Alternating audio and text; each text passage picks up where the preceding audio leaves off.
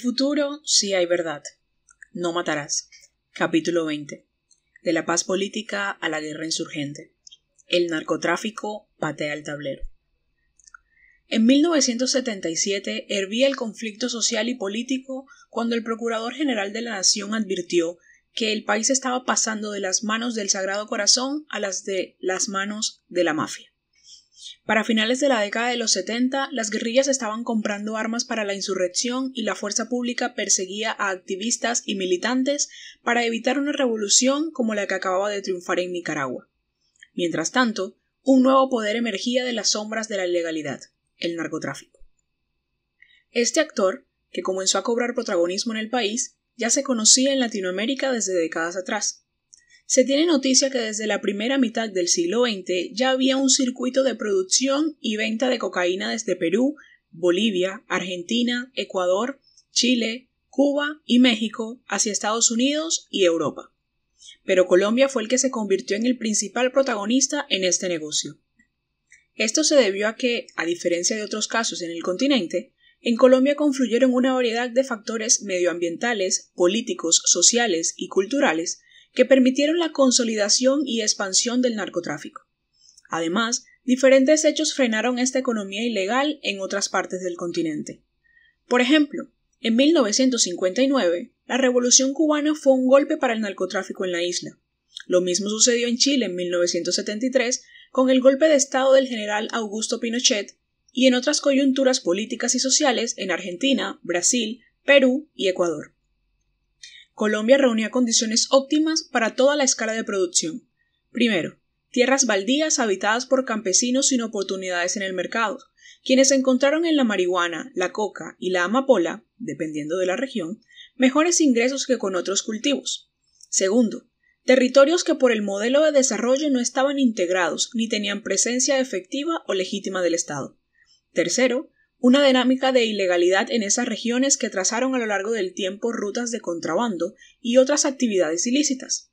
Cuarto, la crisis social y económica que se vivió en la década, que lanzó la informalidad a miles de personas que vivían del rebusque. El narcotráfico no era nuevo en Colombia.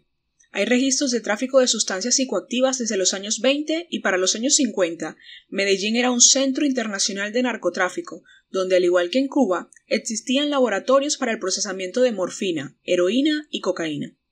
Sustancias que eran fabricadas y comercializadas por algunas personas de clase alta que tenían conexiones internacionales, especialmente Medellín, La Habana.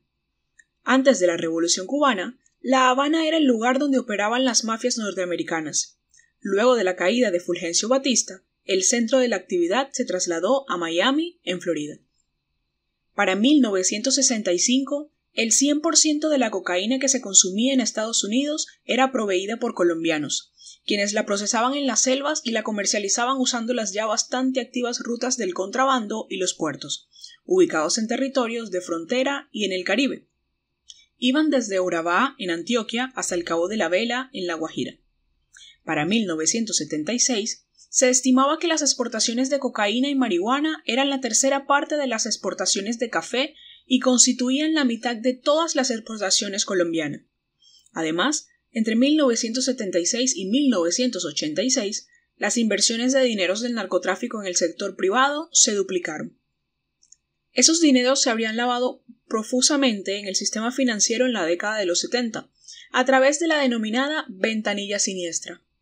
Desde entonces, esos dineros ingresaron a la economía para seguir creciendo, a veces a la manera rentista, como lo han hecho muchas fortunas legales o ilegales en Colombia, con tierras, ganado, en el sector inmobiliario, con movimientos financieros, en la industria química y el transporte. La actividad de los narcotraficantes se asentó en Bogotá, Medellín, Cali y Barranquilla a través de economías más dinámicas. En el caso de Medellín y Cali, desde mediados de los 70, los homicidios selectivos empezaron a subir de manera paulatina. En las páginas judiciales se colaban noticias como la que se publicó el 9 de junio de 1976, cuando dos agentes del Departamento Administrativo de Seguridad, DAS, retuvieron en Pasto, Nariño, un camión que transportaba en sus llantas 39 libras de cocaína. El conductor les ofreció un soborno de 300.000 pesos a los agentes, suma que según él pagarían sus jefes en Antioquia. Los agentes le hicieron creer al conductor que aceptaban el regalo y viajaron juntos a Medellín. Al llegar a la ciudad, los detectives, en lugar de recibir el dinero del soborno, capturaron a los dueños del cargamento. Se trataba de Pablo Escobar Gaviria, su primo y su cuñado, quienes fueron reseñados y enviados a la cárcel. Sin embargo, una semana después, los agentes del DAS fueron asesinados, y en menos de 2 meses los abogados de Escobar los habían sacado de la cárcel. El expediente había desaparecido. Los cultivos declarados ilícitos fueron profusos desde mediados de la década. Primero estuvo en auge la marihuana en la Sierra Nevada de Santa Marta. Desde allí era exportada por rutas antiguas de contrabando de La Guajira y Magdalena, aunque también por vía aérea y en bultos de café, en medio de la gran bonanza del grano de mitad de esa década. La marihuana tuvo un auge corto. El gobierno de Julio César Turbay acogió la propuesta de Estados Unidos y fumigó con paraquat, el famoso agente naranja, gran parte de estos cultivos en el Caribe. Pero estos no se acabaron, sino que se trasladaron con semillas mejoradas y resistentes a Guaviare, Meta, Cauca, Bichada, entre otros. Estos eran los mismos lugares a los que habían llegado campesinos sin tierras que fueron a abrir frontera agrícola luego de fracasada por segunda vez la reforma agraria. Un campesino relató así su experiencia a la Comisión de la Verdad. La entrada de la coca y la marihuana se debió al desastre económico del campesinado colono al que impulsaron a sembrar maíz, le hicieron perder la cosecha y lo dejaron en la miseria. Los cultivos de marihuana provinieron de los narcotraficantes de La Guajira y se establecieron en el municipio de Vistahermosa, Meta. Esa fue la capital de la marihuana en los llanos. Para 1976, más o menos, la marihuana se desplegó hacia Puerto Concordia, Mapiripán y el Guayabero, y recuerdo que el mayor exponente de este cultivo fue Rodríguez Gacha. Una explicación plausible es que, ante la falta de una reforma agraria verdadera, los colonos llegaron a territorios donde el Estado tampoco les ofreció soluciones para construir una economía campesina. En cambio, el narcotráfico trajo una mejor oferta. La ventaja comparativa de sembrar marihuana o coca en medio de la selva era que los carteles la compraban allí directamente. La hoja de coca es de uso ancestral de los pueblos indígenas en Colombia y en otros países de América Latina. Desde los años 20, su consumo comenzó a ser restringido y en 1936 se prohibió por primera vez su tráfico y se penalizó su venta, aunque no el consumo.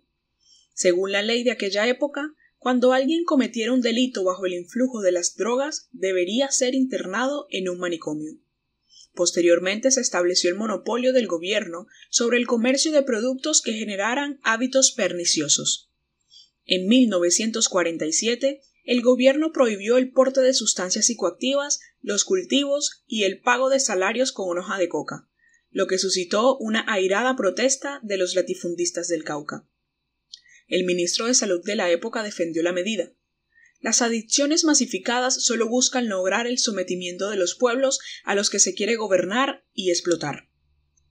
Del consumo de la marihuana se sabe que fue profuso durante la construcción del Canal de Panamá y en proporciones significativas durante la violencia, 1948 a 1958, pero se popularizó en casi todo el mundo durante las décadas de los 60 y 70, al igual que otras drogas, en el marco de los movimientos contraculturales.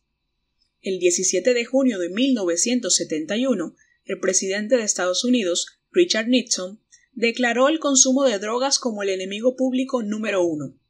Para entonces, su gobierno estaba perdiendo la guerra de Vietnam y los congresistas de su país, en visita al país asiático, habían constatado que por lo menos el 15% de los soldados eran adictos a la heroína. 3 años después, Nixon creó la DEA. Y un año más tarde, en 1975, retiró las tropas de Vietnam. La guerra contra las drogas estuvo unida en adelante a la doctrina contrainsurgente que emergió de la derrota de Vietnam, la guerra de baja intensidad. Las drogas abrieron un nuevo frente para la injerencia de Estados Unidos en materia de seguridad. En 1973, el presidente colombiano Misael Pastrana Borrero penalizó el consumo de las drogas, y en el mismo año creó el Consejo Nacional de Estupefacientes. Desde mediados de los años 70, oficiales del gobierno estadounidense empezaron a interactuar con los presidentes de Colombia sobre datos, estrategias y medidas antidrogas. Colombia era el productor principal de la marihuana consumida en Estados Unidos, cuyos ejes de producción estaban específicamente en la Sierra Nevada de Santa Marta, Magdalena y Cesar, y en menor medida en La Guajira, dedicada más al contrabando. Si bien desde Estados Unidos se señalaron desconfianzas sobre la corrupción de las diferentes entidades públicas, en especial en la aduana y la aeronáutica civil, también se buscó introducir su agenda antidrogas. En ese contexto, luego de que la Casa Blanca filtró documentos en los que se señalaba a varios políticos de tener nexos con el narcotráfico, Turbay Ayala firmó el Tratado de Extradición con Estados Unidos en 1979 e inició las ya mencionadas fumigaciones a los cultivos de marihuana en la Sierra Nevada de Santa Marta con paraquat. Los cultivos de coca en Colombia comenzaron a expandirse con fines de uso ilícito en los años 70 en el sur del país, con semillas que venían de Perú y Bolivia. Durante estos años, en las selvas colombianas había laboratorios para elaborar cocaína, pero la pasta era traída de estos dos países andinos.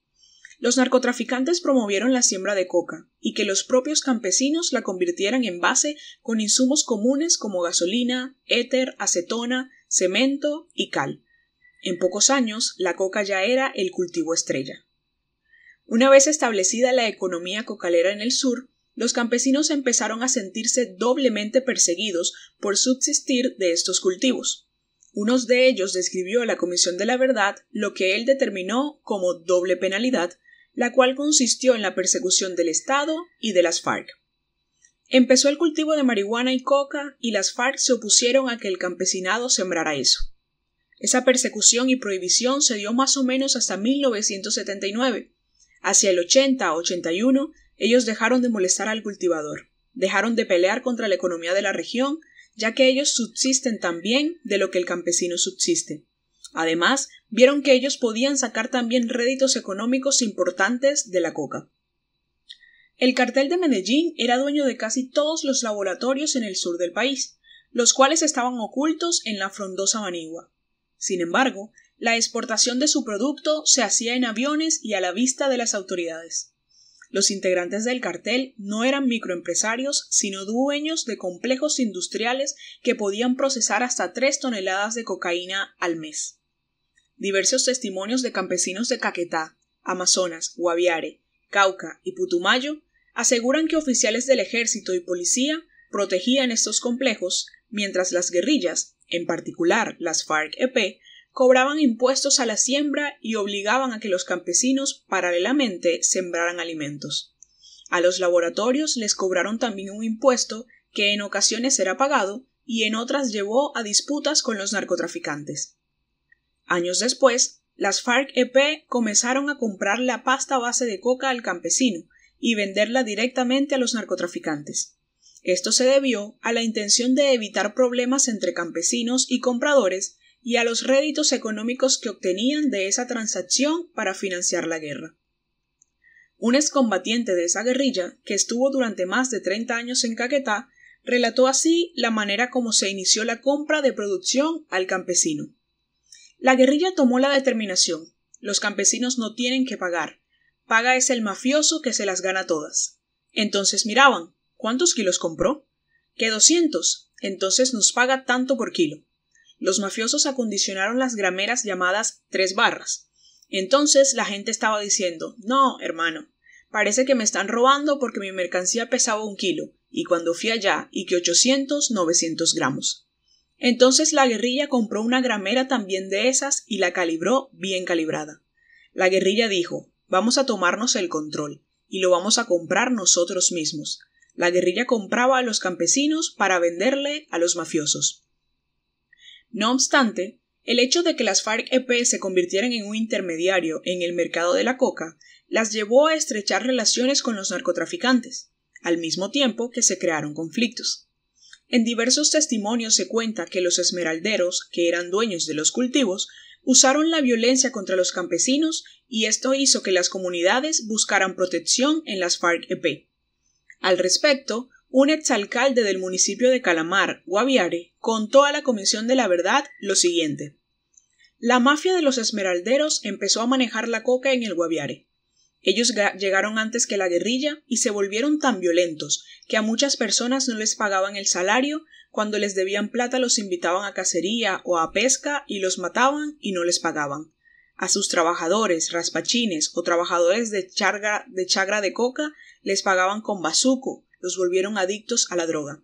A varios los asesinaron en el propio corte para que aprendieran a hacer el trabajo, porque en esa época el que tenía una hectárea de coca era como el que tenía hoy 20 o 30, porque los insumos eran muy baratos y los controles de la policía y del DAS eran escasos. Hubo muchos desmanes, porque el origen de esta mafia, desde esos chagreros, eran las minas de esmeralda. Entonces, llevaban todas las técnicas criminales para someter a la gente. Esta violencia favoreció, según las FARC-EP, la consolidación del grupo guerrillero en la región, ya que éste hizo contrapeso al accionar violento sobre las comunidades por parte de los narcotraficantes y sus ejércitos privados, para garantizar mejores condiciones laborales y de vida al campesinado trabajador de la coca. Sin embargo, la labor de los cocaleros y las iniciativas sociales y económicas estaban orientadas a consolidar una base social en los territorios que ocupaban las FARC-EP.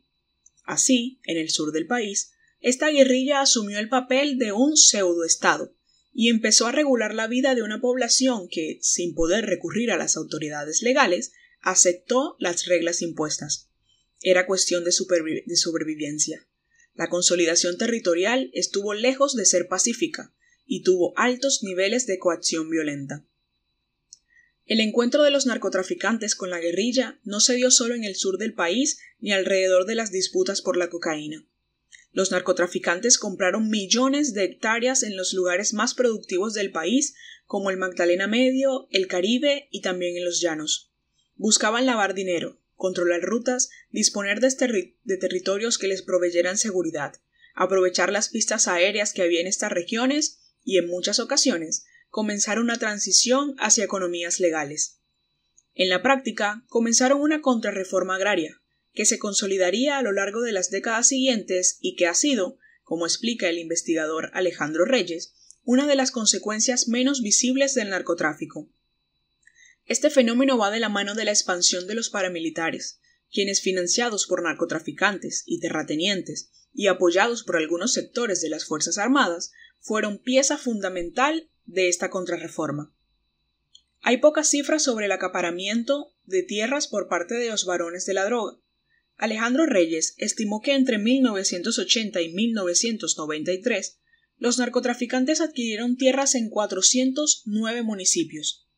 En 2005, la Contraloría General de la Nación hizo un estimativo y afirmó que en el país había 4,4 millones de tierras controlados por narcotraficantes y paramilitares.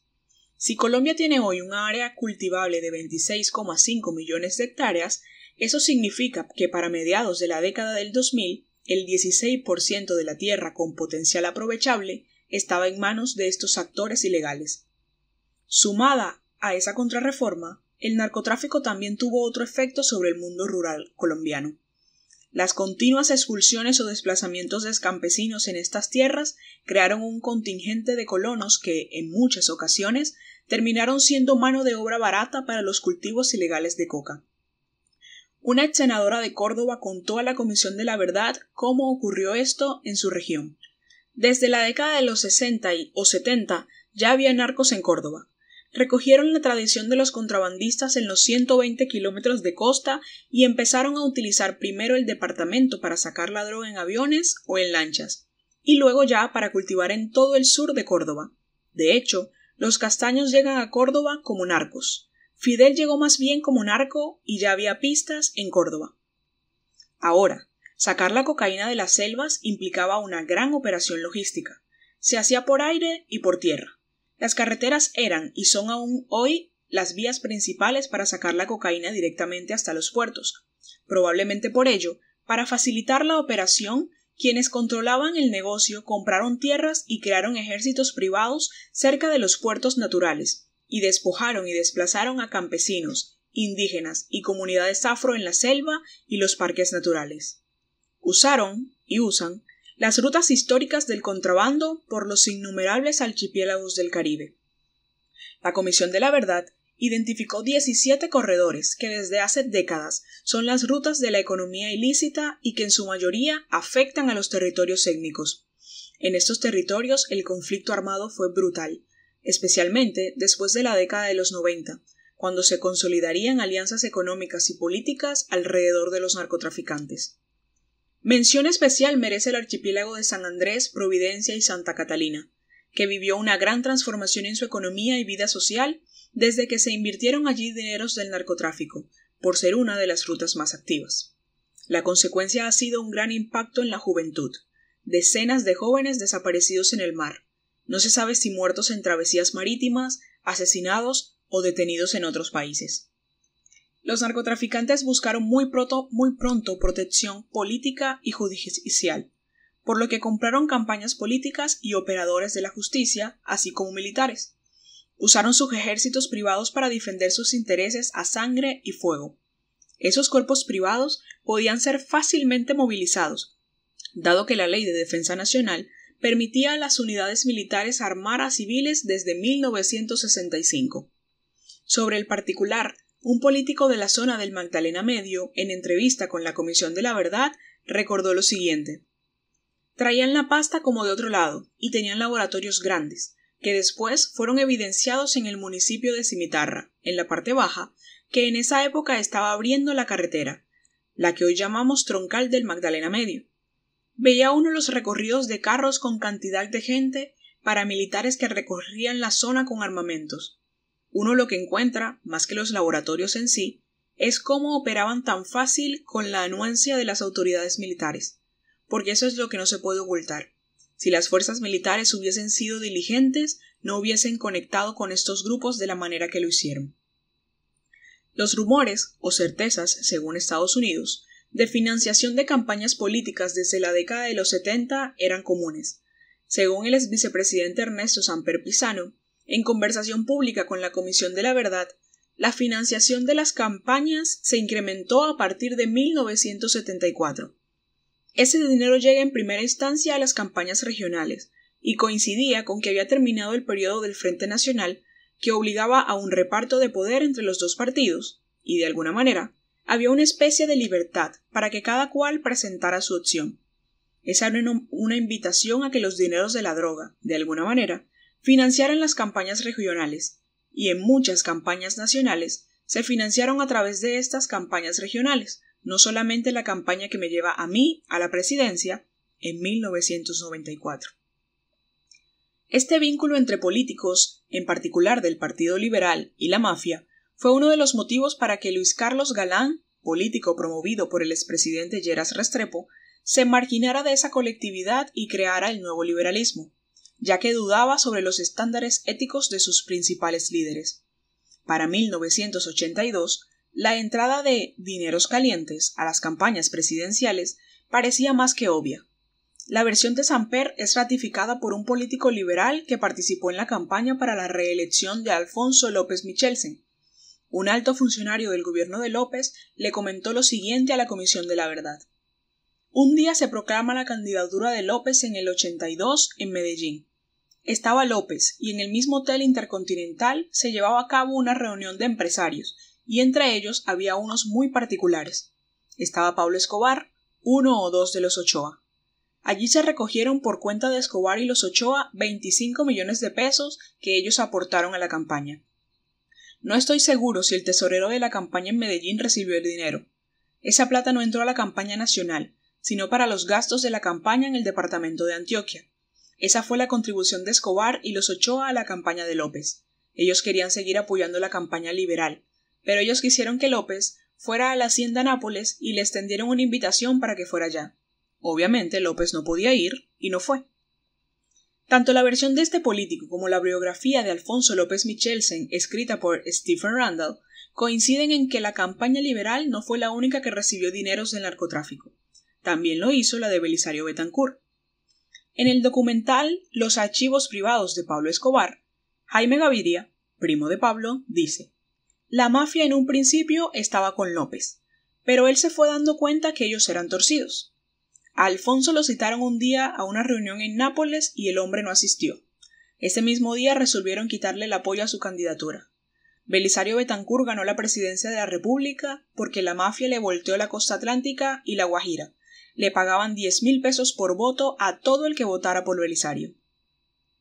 En esa misma coyuntura, a finales de 1981, cuando Galán estaba armando las listas para el Congreso del Nuevo Liberalismo, recibió el apoyo de un grupo en Antioquia, Renovación Liberal, en el cual figuraba como suplente Pablo Escobar Gaviria.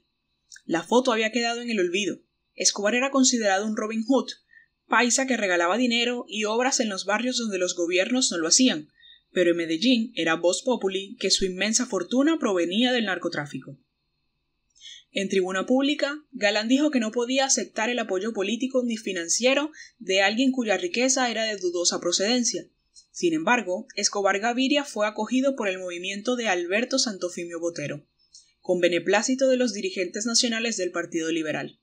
Al respecto, Santofimio le dijo a la Comisión de la Verdad: nadie, absolutamente nadie lo cuestionó en ese momento. Había rumores de que era una persona con mucho dinero, pero no se sabía de dónde procedía. Pero jamás hubo pruebas, y él se amparaba en la presunción de inocencia. No había nada en procuraduría, no había nada en los juzgados, no había ningún rastro. Lo que demuestra el testimonio de Botero es que entre los narcotraficantes y algunos políticos había una convergencia de intereses que llevó a una temprana tolerancia de los partidos con las mafias. Los políticos en las regiones tenían como sustento de su poder las redes clientelares. Dominar el aparato del Estado les era necesario para la subsistencia de esas redes que garantizaban su permanencia en el poder y el mantenimiento de sus privilegios.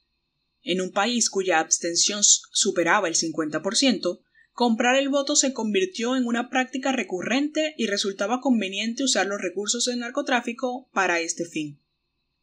El cartel de Medellín controlaba la cadena de producción, desde los cultivos hasta el mercado al detal en las calles de Estados Unidos, y mantenía acuerdos claros con la mafia de Cali. Esta última asumía la tarea del lavado de activos con una red de empresas y empresarios tan amplia que sigue vigente hasta el momento en el que se produce este informe. Medellín se convirtió en pocos años en la ciudad más violenta del mundo. Allí el número de homicidios se triplicó entre 1976 y 1980, cuando pasó de 271 a 828. Los narcotraficantes emergieron como agentes de una economía ilícita que estaba ampliamente tolerada. Para comienzos de los años 80 buscaron la forma de ingresar al establecimiento y legalizar su poder a través de la política y los negocios. Tenían sus ejércitos privados para cuidar sus rutas y negocios y ejercían violencia en función de ellos. Eso cambió cuando se encontraron con la guerra. Las guerrillas tocaron los intereses de los narcotraficantes, y a partir de entonces, un sector de estos se sumó a la guerra contrainsurgente. Había un enemigo común. Por un lado, las FARC-EP les cobraban por la presencia de laboratorios en los territorios selváticos, les impusieron reglas de juego en la compra de la base de coca y en el relacionamiento con los campesinos. Por otro lado, otras guerrillas como el EPL, el ELN y las propias FARC-EP los estaban extorsionando y secuestrando en el Magdalena Medio, Córdoba y Urabá, donde los narcotraficantes se habían convertido en terratenientes y ganaderos. A eso se sumó que el M-19 secuestró a Marta Nieves Ochoa, hermana de los hermanos Ochoa, socios de Pablo Escobar.